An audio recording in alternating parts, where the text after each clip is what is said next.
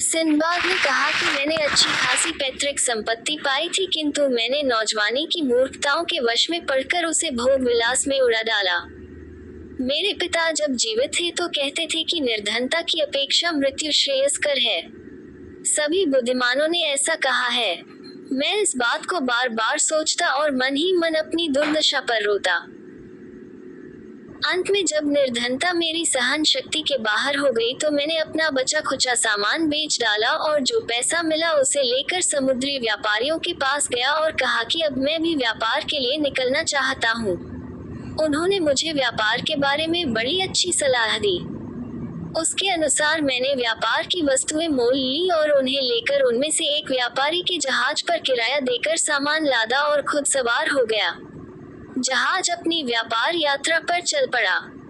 जहाज फारस की खाड़ी में से होकर फारस देश में पहुंचा जो अरब के बाईं ओर बसा है और हिंदुस्तान के पश्चिम की ओर। फारस की खाड़ी लंबाई में 2500 मील और चौड़ाई में 70 मील थी। मुझे समुद्री यात्रा का अभ्यास नहीं था, इसलिए कई दिनों तक मैं समुद्री बीमारी से ग्रस्त रहा। फिर अच्छा हो गया। रास्ते में हमें कई टापू मिले जहां हम लोगों ने माल खरीदा और बेचा।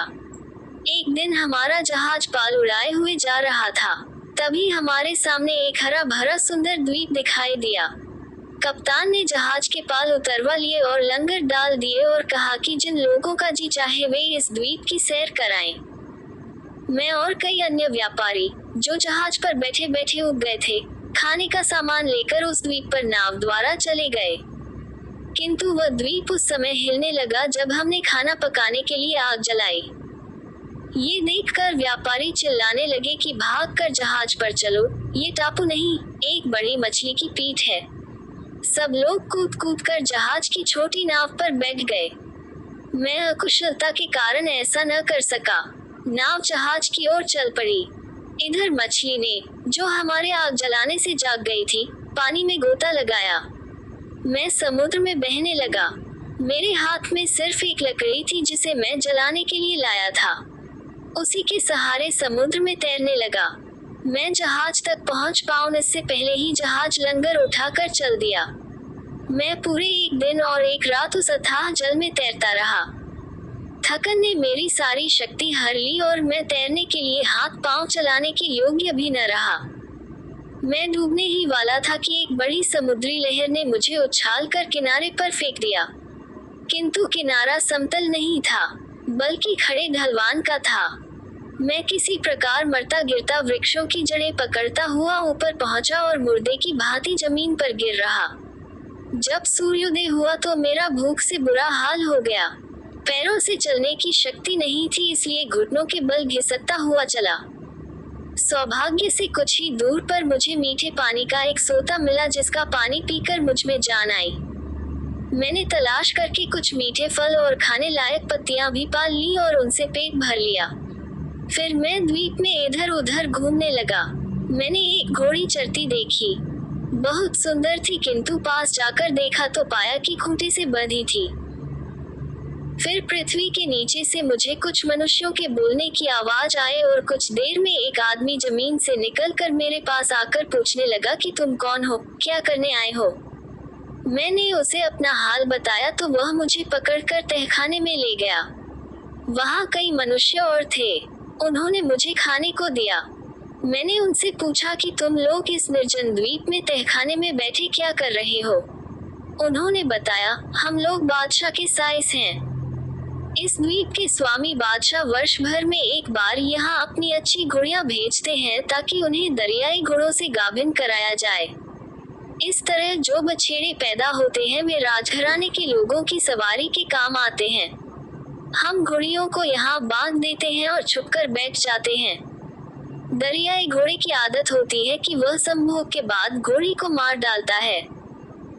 जब वह घोड़ा संभोग के बाद हमारी घोड़ी को मारना चाहता है तो हम लोग तहखाने से बाहर निकलकर चिल्लाते हुए उसकी ओर दौड़ते हैं। घोड़ा हमारा शब्द सुनकर भाग जाता है और समुद्र में डुबकी लगा लेता है। कल हम लोग अपनी राजधानी को वापस होंगे। मैंने उनसे कहा कि मैं भी तुम लोगों के साथ चलूंगा, क्योंकि इस द्वीप से तो किसी तरह खुद अपने देश को जा नहीं सकता। हम लोग बातचीत कर ही रहे थे कि दरियाई घोड़ा समुद्र से निकला और घोड़ी से संभोग करके वह उसे मार ही डालना चाहता था कि साइस लोग चिल्लाते हुए दौड़े और घोड़ा भागकर समुद्र में जा छुपा। दूसरे दिन वे सारी घोड़ियों को इकट्ठा करके राजधानी में आए। मैं भी उनके साथ चला गया। उन्होंने मुझे अपने बादशाह के सामने पेश किया। उसके पूछने पर मैंने अपना सारा हाल कहा। उसे मुझ पर बड़ी दया आई। उसने अपने सेवकों को आज्ञा दी कि इस आदमी को आराम से रखो। अतएव मैं सुख सुविधा पूर्वक रहने लगा। मैं वहाँ व्यापारियों और बाहर से आने वाले लोगों से मिलता रहता था ताकि कोई ऐसा मनुष्य मिले जिसकी सहायता से मैं बगदाद पहुँचूं। वह नगर काफी बड़ा और सुंदर था और प्रतिदिन कई देशों के जहाज उसके बंदरगाह पर लंगर डालते थे। हिंदुस्तान तथा अन्य कई देशों के लोग मुझसे मिलते रहते और मेरे देश की रीति रस्मों के बारे में पूछते रहते और मैं उनसे उनके देश की बातें पूछता। बादशाह के राज्य में एक सील नाम का द्वीप था। उसके बारे में सुना था कि वहां से रात दिन ढोल बजने की ध्वनि आया करती है। जहाजियों ने मुझे ये भी बताया कि वहाँ के मुसलमानों का विश्वास है कि सृष्टि के अंतकाल में एक अधार्मिक और झूठा आदमी पैदा होगा जो ये दावा करेगा कि मैं ही ईश्वर हूँ। वह काना होगा और गधा उसकी सवारी होगी। मैं एक बार वह द्वीप देखने भी गया। रास्ते में समुद्र में मैंने विशालकाय मछलियाँ देखी। वे 100 हाथ लंबी थी, बल्कि उनमें से कुछ तो 200 हाथ लंबी थी। उन्हें देखकर डर लगता था, किंतु वे स्वयं इतनी डरपोक थी कि तख्ते पर आवाज करने से ही भाग जाती थी। एक और तरह की मछली भी मैंने देखी। उसकी लंबाई 1 हाथ से अधिक न थी, किंतु उसका मुंह उल्लू का सा था। मैं इसी प्रकार बहुत समय तक सैर सपाटा करता रहा। एक दिन मैं उस नगर के बंदरगाह पर खड़ा था। वहाँ एक जहाज ने लंगर डाला और उसमें कई व्यापारी व्यापार वस्तुओं की गठरियां लेकर उतरे। गठरियां जहाज के ऊपरी तख्ते पर जमा थी और तट से साफ दिखाई देती थी। अचानक एक गठरी पर मेरी नजर पड़ी जिस पर मेरा नाम लिखा था। मैं पहचान गया कि यह वही गठरी है जिसे मैंने बसरा में जहाज पर लादा था। मैं जहाज के कप्तान के पास गया। उसने समझ लिया था कि मैं डूब चुका हूँ। वैसे भी इतने दिनों की मुसीबतों और चिंता के कारण मेरी सूरत बदल गई थी, इसलिए वह मुझे पहचान न सका। मैंने उससे पूछा कि यह लावारिस सी लगने वाली गठरी कैसी है। उसने कहा, हमारे जहाज पर बगदाद का एक व्यापारी सिंदबाद था। हम एक रोज समुद्र के बीच में थे कि एक छोटा सा टापू दिखाई दिया और कुछ व्यापारी उस पर उतर गए। वास्तव में वह टापू न था, बल्कि एक बहुत बड़ी मछली की पीठ थी जो सागर तल पर आकर सो गई थी। जब व्यापारियों ने खाना बनाने के लिए उस पर आग जलाई तो पहले तो वह हिली, फिर समुद्र में गोता लगा गई। सारे व्यापारी नाव पर या तैरकर जहाज पर आ गए, किंतु बेचारा सिंदबाद वहीं डूब गया। ये गठरियां उसकी ही हैं। अब मैंने इरादा किया है इस गठरी का माल बेच दूं और इसका जो दाम मिले उसे बगदाद में सिंदबाद के परिवार वालों के पास पहुंचा दूं। मैंने उससे कहा कि जिस सिंदबाद को तुम मराज समझ रहे हो वह मैं ही हूँ और यह गठरी तथा इसके साथ की गठरियां मेरी ही हैं।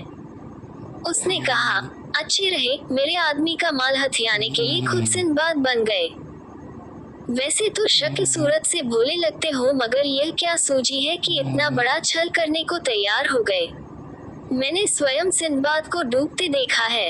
इसके अतिरिक्त कई व्यापारी भी साक्षी हैं कि वह डूब गया है। मैं तुम्हारी बात पर कैसे विश्वास करूं? मैंने कहा, भाई कुछ सोच समझकर बात करो।